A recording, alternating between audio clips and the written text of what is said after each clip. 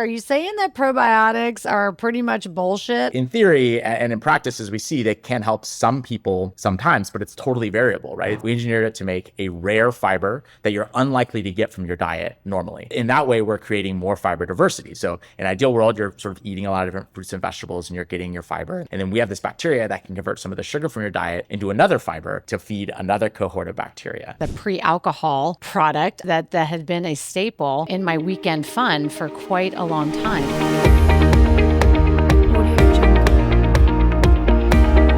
Hey, Zach, welcome to the show. I'm super excited to have you on today. Yeah, thanks, Amber. We're really excited to chat with you. I'm like kind of fangirling a little bit. I told you, because it's so fun for me on this show that, like, especially when I use products like just normally in my daily, and then I get to full circle where I actually get to, interview the founder of that. It's so fun for me. So your first product that you guys created over at ZBiotics, the pre-alcohol product, that had been a staple in my weekend fun for quite a long time. So I'm pumped to talk all about that, and also share your new product that you guys recently, well, by the time this airs, will be out for just a little bit, but this is a new product, the sugar to fiber. So we got a lot to talk about, but before we get into all of that, really the basis over at ZBiotics and the technology and the science behind both products, pre-alcohol and sugar to fiber, is something called a genetically engineered probiotic, which, to be honest, I had never really even heard of or understood, and I'm sure a lot of the listeners are in the same boat. So let's just dive right in. What the hell is a genetically engineered probiotic? Yeah, well, I'll say first of all that I'm not surprised that you hadn't heard of it, because when we launched pre-alcohol, it was the world's first ever genetically engineered probiotic of any kind to go to market. And so basically what that is, we take a probiotic. So a probiotic is a safe, edible bacteria that, you can eat. And bacteria are capable of performing thousands of biological functions, and most of those functions that the bacteria do are for the benefit of the bacteria. And kind of as the probiotics industry was before us, essentially, and pretty much every other probiotics company out there right now, is they basically take these safe edible bacteria out of the ground, or actually really in most cases it's like leftovers of the dairy industry, and they say, okay, hey, this is safe, it performs thousands of functions, here, eat it, and maybe some of those functions tangentially might benefit you in some way, but sort of like these sort of like nebulous and vague kind of claims around like kind of generalized gut health, right? And given that everybody's microbiome is different and their biology is different, like those functions are going to interact differently, and you're not really sure what's going to happen. And so the idea with ZBiotics and with genetically engineered probiotics is that we can use modern biotechnology and genetic engineering to give that safe edible bacteria one additional function in addition to the thousands it's already doing. And that extra function is very specific, and we know that that function is beneficial to you. And so that's the idea, right? The probiotic ends up being sort of like delivery mechanism or a chassis for this like very specific function that will benefit you in some way, kind of uniformly. And so, with the first product, as you mentioned, is pre-alcohol. We essentially engineered the bacteria to give it the function to break down acetaldehyde, which is this toxic byproduct of alcohol. So when you consume alcohol, you get this acetaldehyde buildup in the gut. That acetaldehyde kind of wreaks havoc throughout the body, creates these problems, makes you feel not so great the next day. And so we gave a bacteria the ability to break down that acetaldehyde. So that was like the function that we kind of engineered into that bacteria. And so that's the idea behind genetically engineered probiotics, is that they're just bacteria that we've used modern biotechnology to give like a really unique and specific and beneficial function to. So I'm just curious, are there, because I got to be honest, the first thing, and I'm sure you hear this all the damn time, but literally the first thing that comes up for me when I read that is like, oh God, that sounds bad. Genetically engineered, like kind of like genetically modified, like GMO, like that sounds bad. Like, so what, obviously that's like a huge myth. And I'm sure that's not the first time you've heard that, right? So like how, especially in this era where I think we're at this time where, it is a good thing. We're trying to move to more like, organic and things more natural and things like this. Like, how is this not bad? I guess, let's just like break that down. Totally. Absolutely. It's, in fact, the company is founded on that question. Really. I'm very, so I have a PhD in microbiology. I'm very passionate about what we can do to use modern technology to improve human existence. And you're right, genetic engineering or genetically engineered probiotic is a GMO. And in fact, every bottle, and we don't hide that in any way, every bottle and box of ZBiotics says proudly GMO. I talk about GMOs and genetic engineering all the time. And I know that proudly GMO sounds like wrong, or like, I thought you're supposed to not be GMO, right? And Sure. the problem is that and that's really the goal behind ZBiotics, is around like elevating this conversation above good or bad, or is it or isn't it? Because not all GMOs are the same thing, right? Like genetic engineering is a technology and it's used to make products, and those products could be good or bad or safe or unsafe. And I think that I think there's a very reasonable conversation happening around and concern happening around some of the applications of genetic engineering, right? And so, like, the most common things people think of, and the truth is that there's a lot of misconceptions, a lot of misunderstanding as well. But in general, like the most common things you kind of will come across as genetically engineered are like corn and soy, and a lot of the kind of conversation happens around the use of like pesticides, right? So they have like these Roundup Ready corn and Roundup Ready soy, so enhanced use of Roundup or glyphosate, and then there's concerns about kind of like the safety of glyphosate, and so the fact that genetic engineering was used to enable the farmer to put more pesticides on their crops, and so then the concern then is around the pesticide, right? And so the genetic engineering was a tool to make a product that then enabled a business practice that some people didn't like or felt like might be unsafe. But the fact that it was genetically engineered didn't inherently create like any safety issue. It just enabled a practice. But you could imagine if it was engineered to do something different that wasn't objectionable, then that wouldn't be a problem. But unfortunately, they've sort of been conflated, and now like there's this like belief among many people who haven't really dug in or have dug in and gotten kind of about a lot of misinformation, is that the idea that like all GMOs are bad because these ones are bad, right? And so our goal in ZBiotics is around kind of like having a more rational, nuanced approach to this, right? Like one of the analogies I use is like guns, right? Like, so there are many people, and there's a very reasonable conversation to have about like whether or not guns are safe or unsafe, and many people reasonably feel that they're unsafe, and I think that's totally fair opinion to have. Nobody's arguing that the technology used to make guns, like metallurgy, is like, nobody's anti-metallurgy, right? Like they're anti-guns, Right. and so I think like there needs to be more reasonable like kind of attitude or like evaluation of products that come from genetic engineering. It's just a tool. And so for instance, with our product, what we do is we take a safe edible bacteria that you already eat every day, and then we leverage 3 billion years of bacterial evolution, right? So bacteria naturally are changing their DNA all the time. And they have these systems where they can literally just take up DNA from their environment,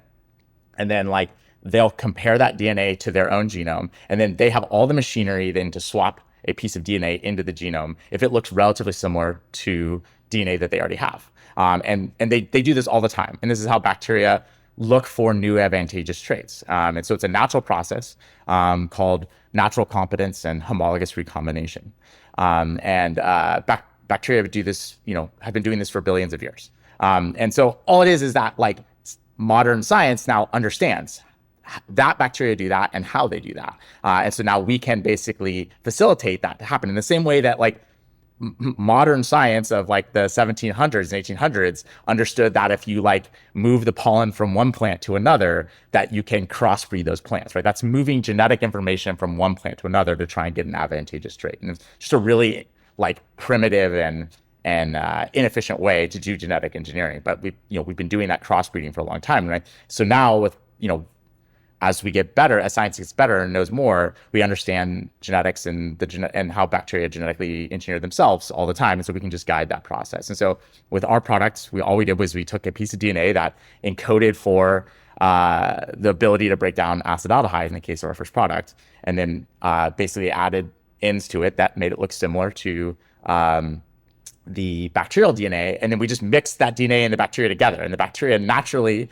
takes up that DNA and naturally exchanges in its own genome. And so it does all the work, and we're following a completely normal, it's basically bacterial crossbreeding. It's a really like simple process. And it's super precise. It's, they've been perfecting it for billions of years. And so this process of engineering is, I don't think anybody would rationally look at that and say that that's unsafe, because it's kind of like what bacteria already do. We're giving it a gene that many bacteria already have. 70% of all life on the planet has a gene that encodes this function. And so it's a totally different kind of, you can see that it's very different than like Roundup Ready corn, right? Those are totally different mechanisms, different, kingdoms of life, like plants versus bacteria, and totally different functions. And so these things should be evaluated sort of like differently. And indeed, like all genetic engineering, we think is like, it's just a tool. And it's like, which products are good or bad is kind of like up to the consumer, what we think. And so we like to be extremely transparent about the fact that we use genetic engineering, extremely transparent about why and how we did it, and allow people to make an informed and rational choice. Like, do you want this benefit? And this is how we made it. And the way we made it was because we used genetic engineering. And are you comfortable with that? And look, we sold over 5 million bottles of our first product to date. And so that's 5 million times that somebody knowingly and transparently chose a GMO. And I think that if you treat people like adults and you give them clear and transparent information, that they're willing to make informed choices. And even if it does include genetic engineering. Yeah, well, it's funny. I was laughing to myself because obviously I was like, good God, though. I was like, you guys really, first of all, you guys created such a brilliant product with the pre-alcohol. But I'm like, anybody who's ever been hungover, they're like, God, I'll drink battery acid if it will just take away. I mean, but that's what I was like. That's what, I mean, but really, you make a product that people want and it gives them a benefit they want. Yes. And then they're willing to accept a technology that can help them with that problem. And I think that's kind of like, that's the point for us, is that like, there are products that will align with your values and create benefits you want and solve problems that we need to solve. And I think that can get people excited about the tech. Yeah, 100%. Well, I want to break down in a second just both of those products, but I'm just curious too if we're on this. I think you referred to it as kind of, what did you say, bacterial crossbreeding? It's kind of that language around that. I'm just so curious, like, where do you see like other, either other industries using this or other products like this technology? And I'm just curious too, just to like, are there other products out there that also use this that we're just like, I'm not aware of because I don't know the science behind it? Yeah. What does that Absolutely. look like? So I'll start with that last one because I think that's very interesting. So our product is the world's first ever genetically engineered probiotic, meaning like, it's the first one where you eat the bacteria and like the actual probiotic bacteria, and then it like does that function directly in your body. But there have been many cases of genetically engineered bacteria that make products that we use all the time. So the most notable, and actually the first one, was human insulin, right? So before genetic engineering and GMOs, we used to isolate insulin from pig and cow livers and pancreases, right? And so we would slaughter literally tens of millions of cows and pigs, and then like take out their pancreases and isolate the pig or cow insulin, and then we would put that into a vial and give that to a diabetic. And it was obviously a really unsustainable and like, largely like obviously in terms of animal welfare, not very ethical way to obviously, the human life was incredibly important, so it's justified. But like if we could do it more ethically, that would be better, right? And so we figured out a way to genetically engineer a bacteria to make human insulin. So rather than getting pig or cow insulin, you could get human insulin. And so then bacteria in a bioreactor the size of a refrigerator could replace tens of millions of pigs and cows. So obviously like a huge innovation that is massively beneficial that I don't think anybody would ever have a problem with. And that's the power of genetic engineering. That's a problem that we solved in the 1980s with genetic engineering. And so it's a GMO that makes human insulin. And there are many products in our daily life that use kind of like the same process, engineering microbes to make really useful proteins or enzymes. And so like when you use, for instance, like laundry detergent has several enzymes in it that make your fabric softer, make your fabric cleaner, and all those things are made with microbes that have been engineered to make these proteins or enzymes. And these are all like very positive use cases, right? Like much better than some astringent chemical that like gets dumped into the water system, right? We use like a bacteria making an enzyme. This is better. And as for like the potential of this, there are many people working on leveraging this technology to do incredible things that benefit humanity in really important ways. Like some of the biggest sort of existential crises facing humanity, like feeding a growing population of people and dealing with climate change and dealing with emerging infectious diseases. These are all things that genetic engineering and genetically engineered microbes can have huge impacts on. Like we can really positively affect the way we as humanity affects the world. And I think that like it it's very risky. Like, unfortunately, because of sort of Roundup ready corn and soy, and people walking to the grocery store and seeing the non-GMO butterfly everywhere, and not sort of like conflating the technology with those applications of the technology, people are very anti-GMO.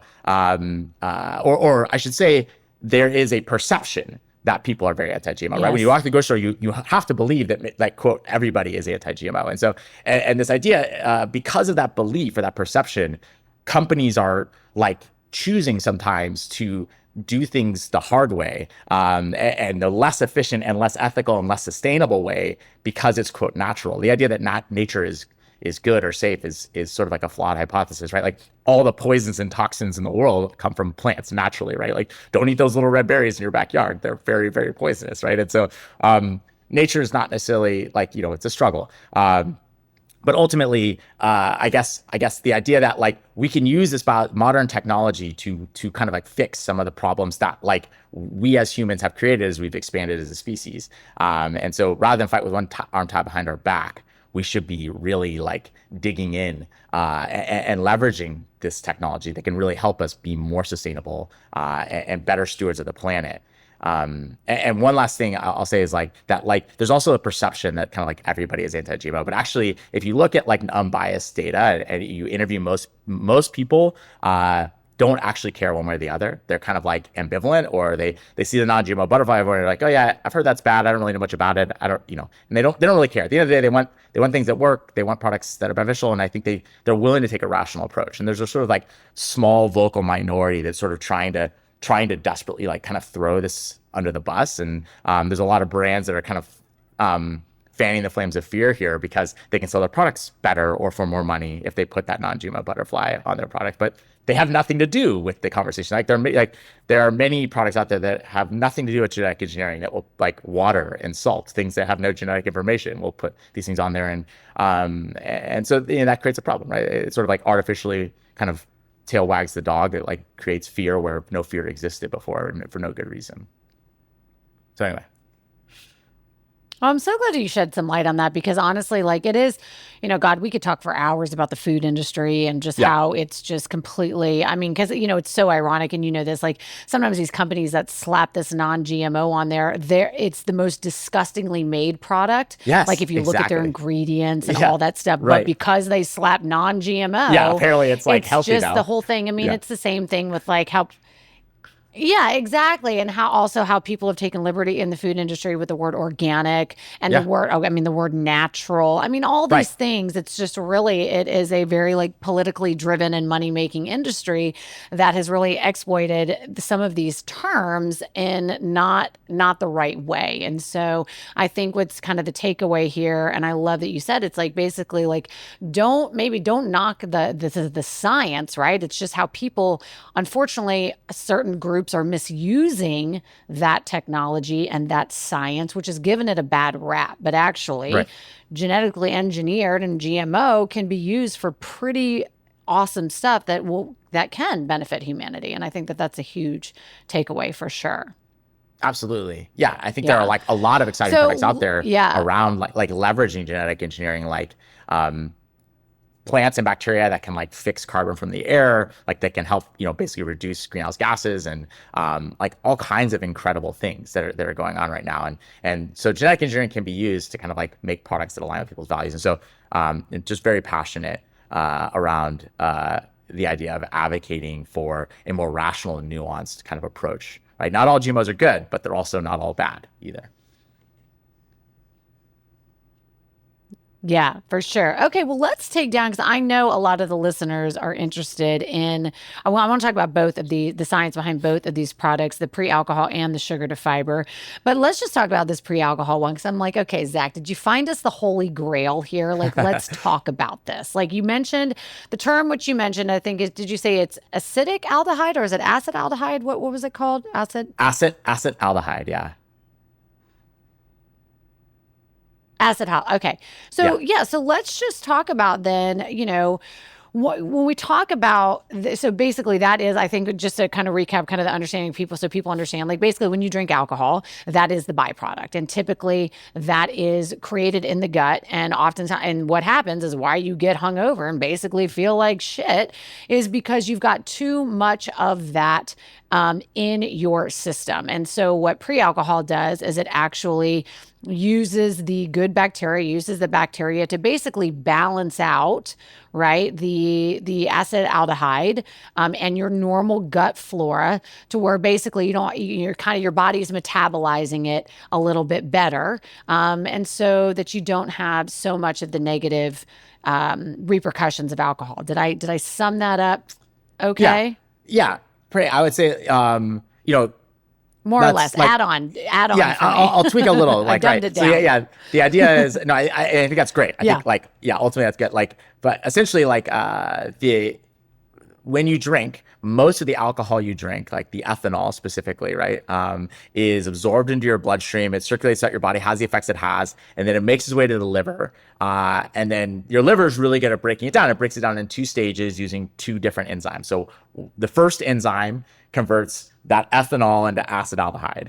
And then the second enzyme converts acetaldehyde into acetate. And acetate is essentially vinegar. It's innocuous, but that acetaldehyde, that intermediate, is like really toxic. The good news is that your liver is really good at both of those reactions. So very little of the alcohol that's being processed in your liver is going to result in acetaldehyde. It's mostly all going to make its way to acetate. And then, as you said, but the story in the gut is a little different. So a small amount of the alcohol you drink is actually broken down directly in the gut, in large part by the microbes in your gut. And they have a lot of that first enzyme to convert alcohol or ethanol into acetaldehyde, but then they don't have a lot of that second enzyme to convert that acetaldehyde into acetate. And so what happens is that even though it's a small amount of alcohol that's being broken down there, that ends up being the major source of acetaldehyde in the body. And that acetaldehyde that forms in the gut thing is absorbed in the bloodstream. It like wreaks havoc throughout the body, and then it makes its way to the liver, where it's broken down really quickly. But at that point, it's like too late.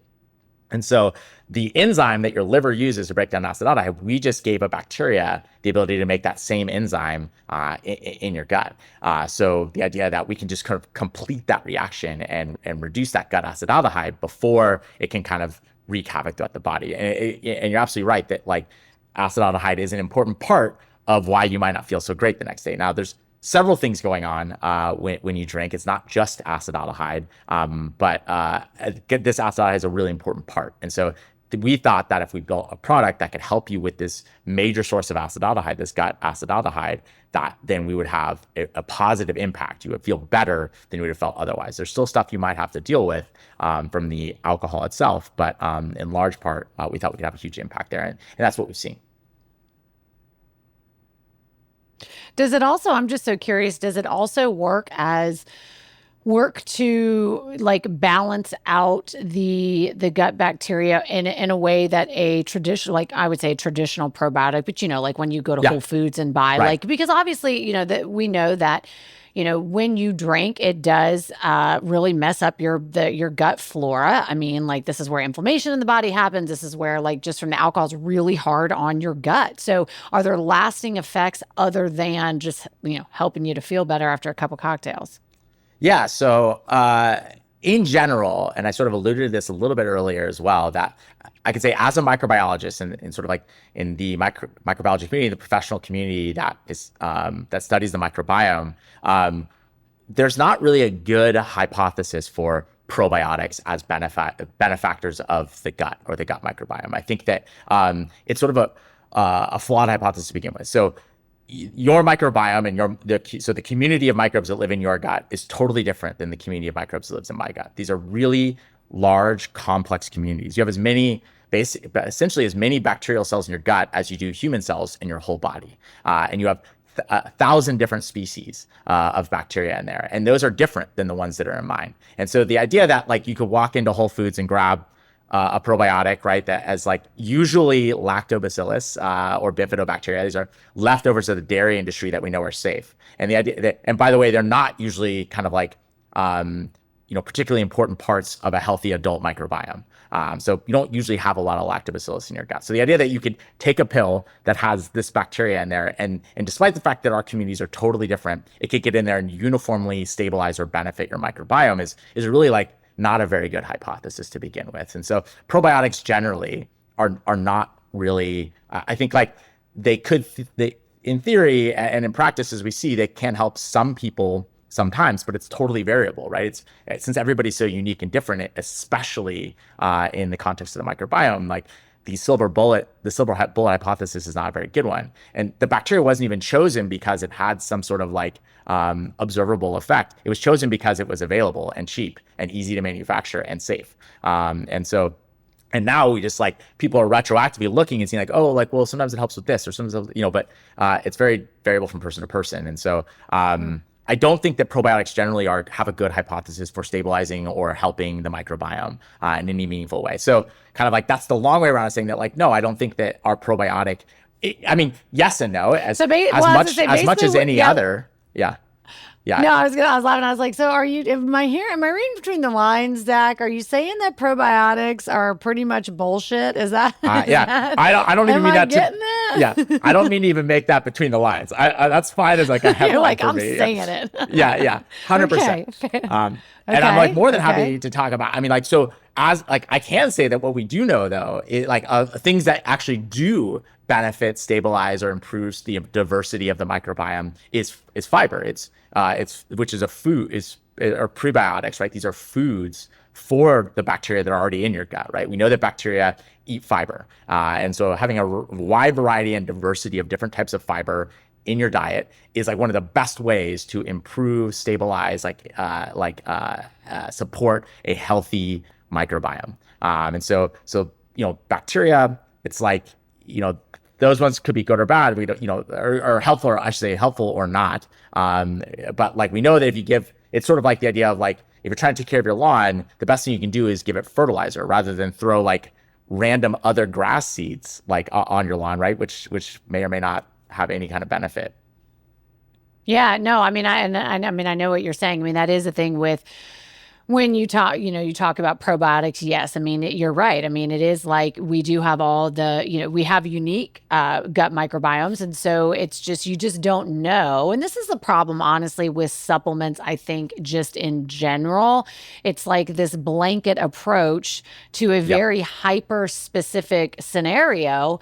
And so this is why I always talk about, definitely getting blood work done to know what supplements you need. And there's some that can help most people, like vitamin D and magnesium and all that. Sure. But for the most part, you're right. Like the best way is to, with the prebiotics and the fiber, and also probably getting more, like the fermented foods in, right? Yeah. Like relying on things like that, but just taking, like you said, this silver bullet, this pill, and expecting it to like completely, create a healthy gut for you. That's not the full picture here. But again, that's a whole other conversation for a whole other day, because that isn't like just there, right there is the whole problem with like people and wanting to take supplements and wanting the magic pill and all of it. So and a lot of brands like to feed on that too, right? They want to tell you that they have the magic pill, and so it's crazy. And then we were talking about like junk food earlier, and like how like, look, just because that cookie is organic and like non-GMO doesn't make it any healthier than any other cookie.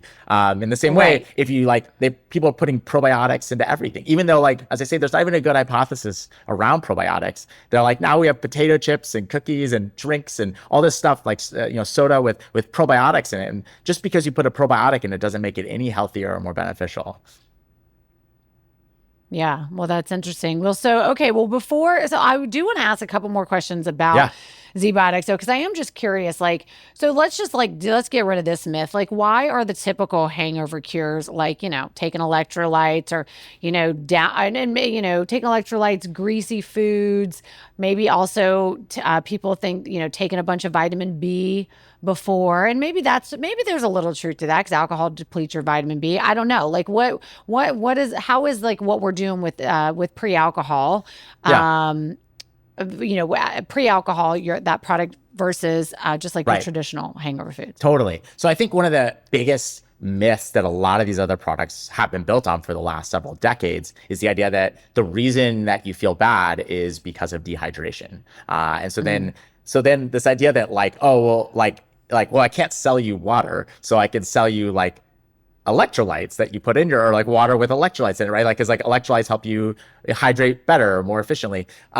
We've known for 70 plus years. There's been good science for many years, many peer-reviewed publications in scientific journals that show that alcohol doesn't really cause dehydration, and that dehydration is not why you feel bad the next day. Like it's been shown many, many times. And I know that like a lot of people will be like, what? That's crazy. Like, but it's not, this isn't new. It's been known for a long time. Like literally there's papers from the 1940s that like very definitively show that like you don't, like the observation is basically like, oh, when I drink a lot, I pee more. And so I'm peeing out all my water and so I'm dehydrated and that's why I feel terrible. But I think we all secretly know deep down that like, that's not the case because like, first of all, other things that dehydrate us, like, you know, eating salty food or exercising or things like that do not make us feel like a hangover, right? Like those things, that's a different feeling.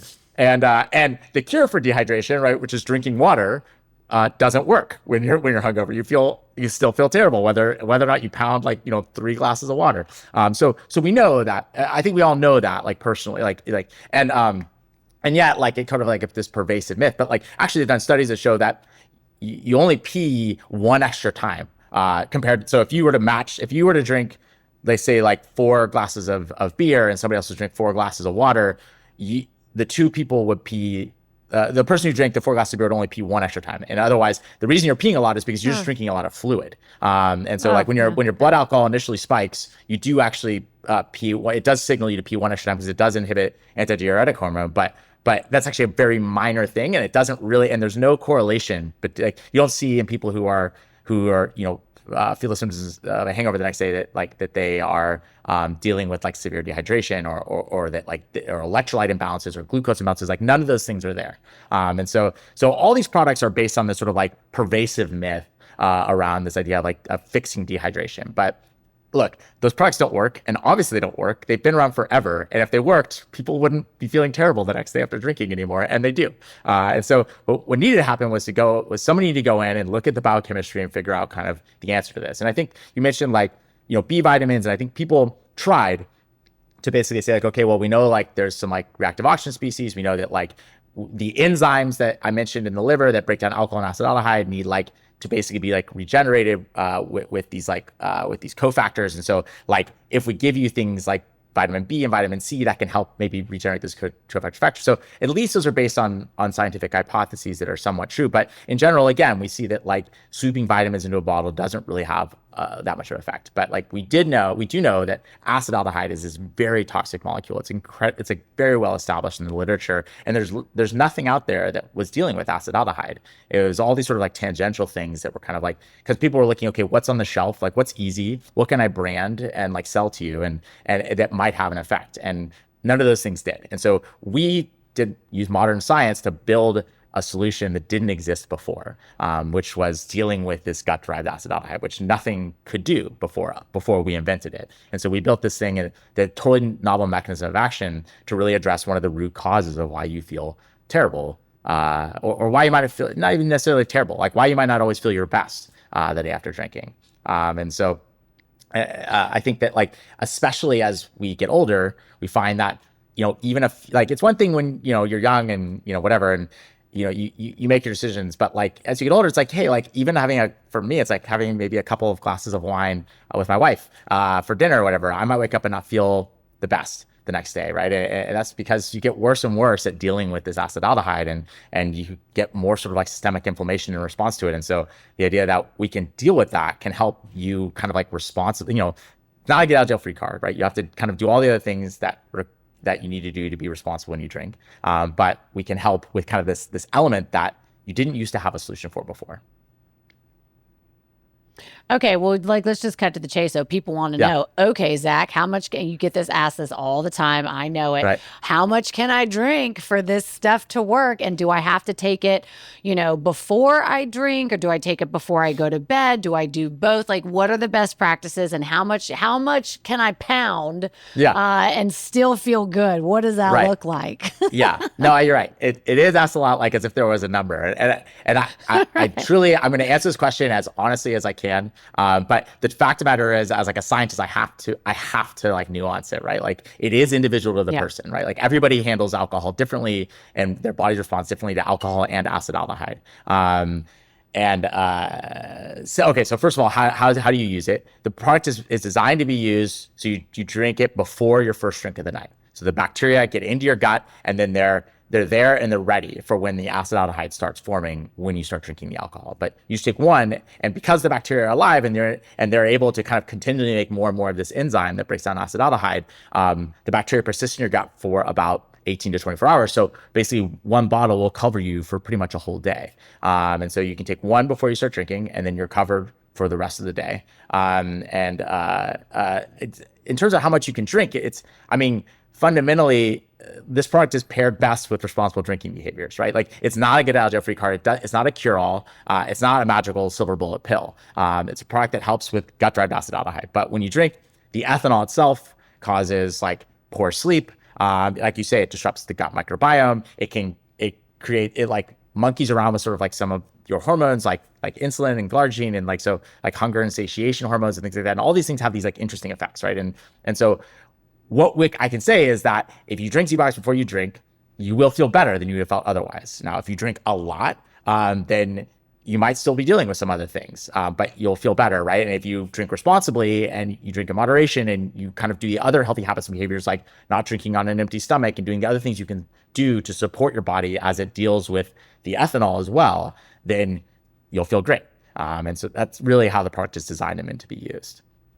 Okay, but I'm just because the listeners are going to want me to push you. Yeah. On Yeah. average, Yeah. do you notice that it's like, listen, if you're having more than like what we could like two or three, you might still like, depending, everybody's different, but on average, like if you're having more than a couple for like a normal female, most of my listeners listening to this are, females in their, over 35, over 40.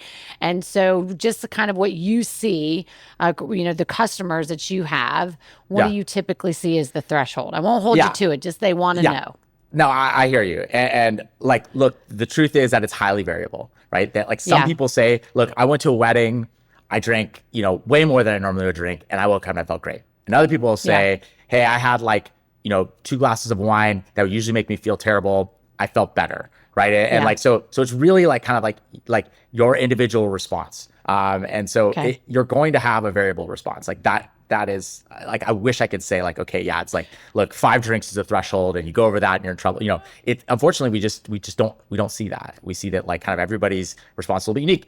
Although I will say that we have like a 94% customer satisfaction rating. We have like a high star response. So, which means that almost everybody who uses the product says that like they like it and that they feel better than they would have felt otherwise. And so beyond that, I think there's just a lot of variability. Fair. Okay, last question. Then I do want to talk about the sugar to fiber, because one of the things Yeah. that you mentioned I think is really important. When we talk about gut health is, like you said, one of the things that is science backed that we can look at is how much the fiber that you're getting, right? So before we dive into this, just last question is with the pre-alcohol product, is there any specific like types of like drinks that it might work better or less effective? Like if you stick to beer and wine, it works better. If you get, if you get into high sugar drinks, it doesn't work as well, or whiskey, or like whatever. What does that look like? Yeah. So I think that there are just a lot of things about like just good drinking practices and drinking hygiene that like apply here. It's so from a direct biochemistry perspective, no, like ethanol, regardless of what drink it's in, is going to be converted to It's ethanol. acetaldehyde. Yeah. And then our product is meant to deal with acetaldehyde. That being said, getting into the sort of like other things you can do to set yourself up for a good day. The rate at which you consume, so it's not just the amount of ethanol you drink, but how quickly you drink it. The faster you drink Sure. it, the more behind your body gets. And so if you're drinking a shot or something you drink really quickly, that's going to hit you a lot harder than if you were to drink a beer or wine where you're sipping it and drinking over a longer period of time. So that's typically better. And then drinking sugary drinks, as I said, ethanol affects the balance of like insulin and hunger and satiation responses and things like that. So if you have like a highly sugary drink, that's just going to skew things even more out of whack. So sugar is usually not a great molecule to take in high doses, especially when you're consuming alcohol. And so kind of like best hygiene there says like maybe take it easy on the sugary drinks. And then the other thing we see is that like caffeine or carbonated drinks can have like adverse effects on the way you feel the next day as well.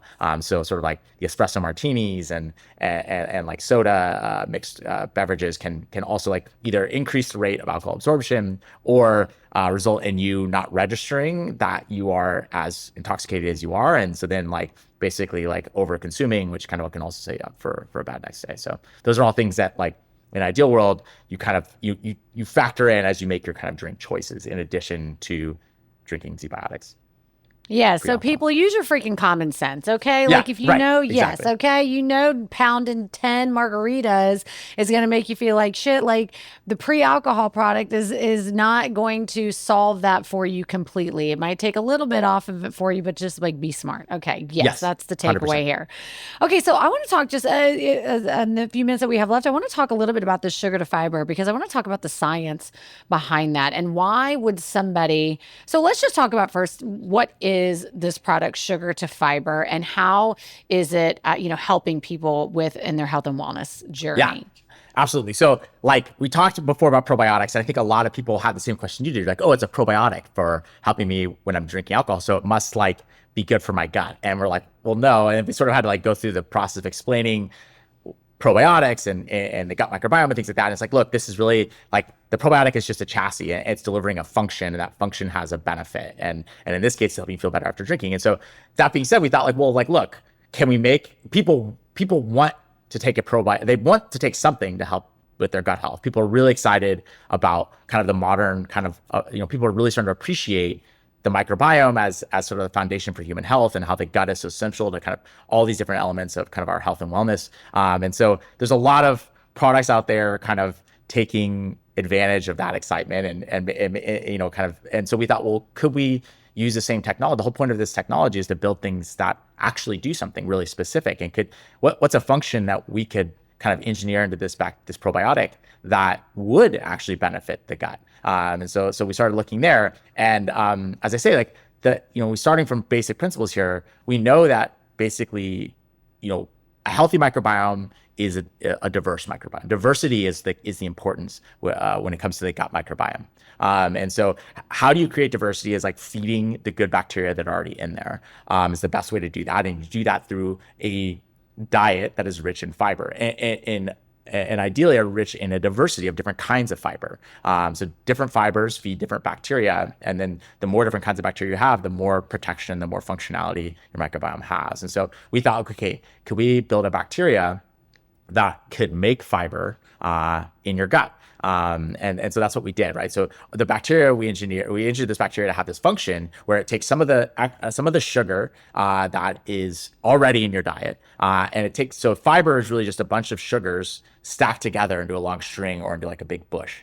And so your human cells, once those sugars are stacked together into fiber, your human cells can't break them apart to access that sugar anymore. But the bacteria in your gut they can access that. And so fiber fundamentally becomes just bacteria food. And so we can take some of that sugar and we can stack it together and turn it into this fiber. And in this case, we engineered it to make a rare fiber that you're unlikely to get from your diet normally. And so in that way, we're creating more fiber diversity. So in an ideal world, you're sort of eating a lot of different fruits and vegetables and you're getting your fiber. And then we have this bacteria that can convert some of the sugar from your diet into another fiber to kind of to feed another cohort of bacteria. And so this rare fiber is called levain.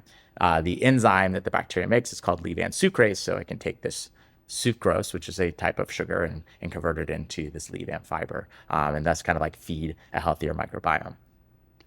So is the leave? I'm just so curious. Totally Yeah. nerd out on this stuff. Is the Yeah. reason why you guys chose to convert the sucrose into levain is because levain comes from sucrose, or is it because levain has this special property that is very hard to get from food, and so that's why you chose that one? Or is it the reason why it's a levain is because it's directly linked to the sugar? Does that make sense? What I'm asking? Yeah, totally.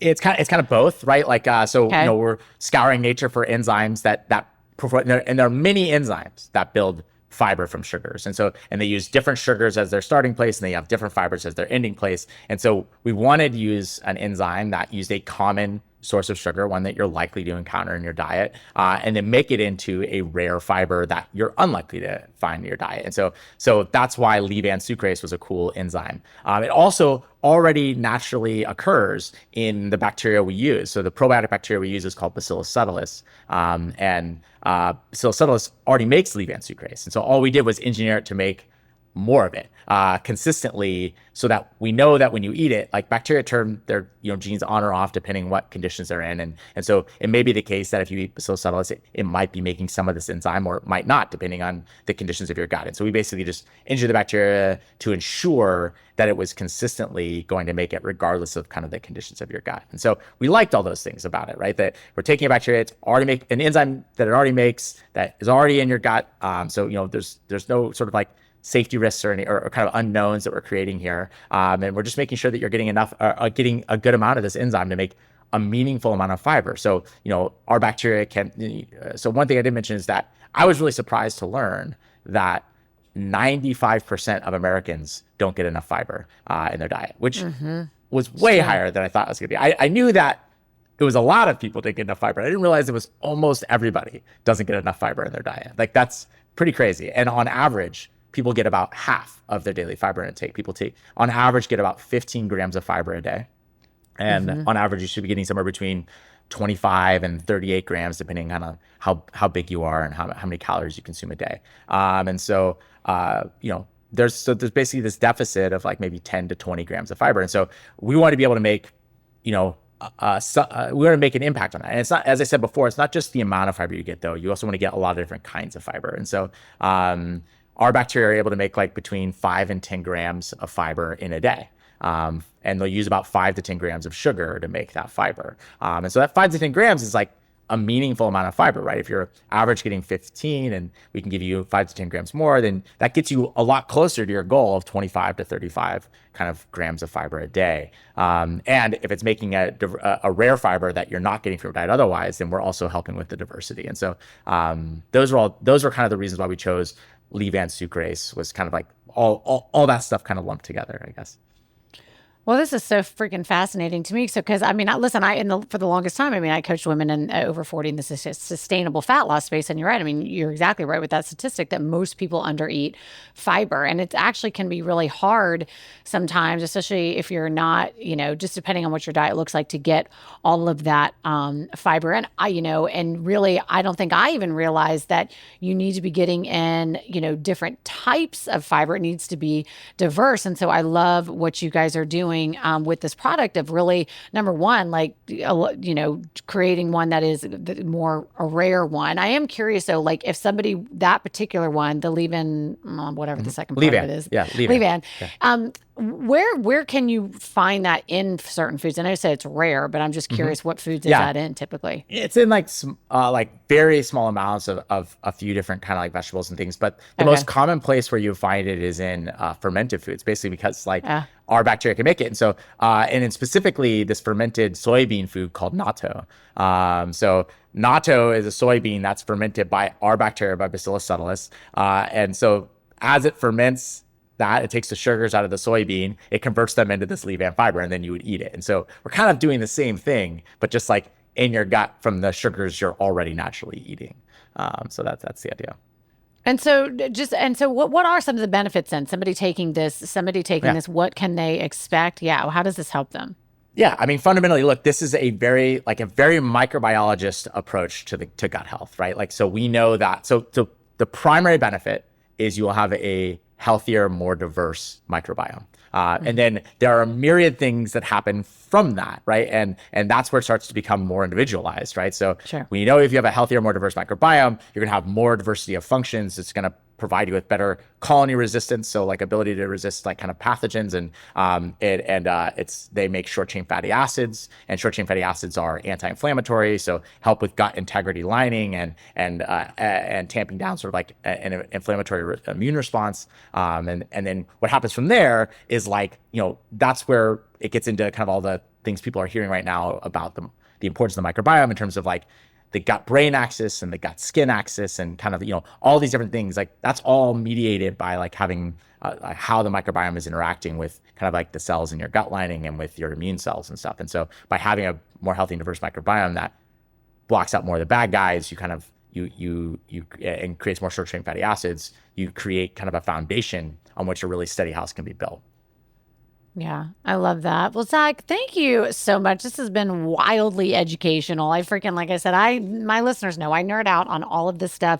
This show really is about helping women to get unstuck in midlife, but a huge piece of that is just taking care of your damn self, right? And finding ways to optimize your health and all of the things. So, where can the listeners find more about the pre-alcohol product that you have, and also your new one, Sugar to Fiber? Yeah. So, best place to go is our website, ZBiotics.com. And we have lots of information about both of those products and how we built them and the science behind them. But then also in our blog, we're committed to just giving people good, honest information. And so there's a lot of information there just about the microbiome and fiber. And like, these are not sort of like, long form ads for our products. They're really meant to be like honest sources of good scientifically sound information. And so you kind of root around in there, do some cool stuff about the microbiome and alcohol metabolism and all kinds of different stuff. You also can, if you have questions, you can always email us. And we, myself and we have several other PhD scientists on staff that will always answer any science question you have. More than happy to kind of like dive in with anybody who's interested in learning more. Thank you so much, Zach. And thank you for just spending your time with us today. I really appreciate it. Thank you. This is really, really fun, Amber. I appreciate it. Yeah, absolutely. Thank you.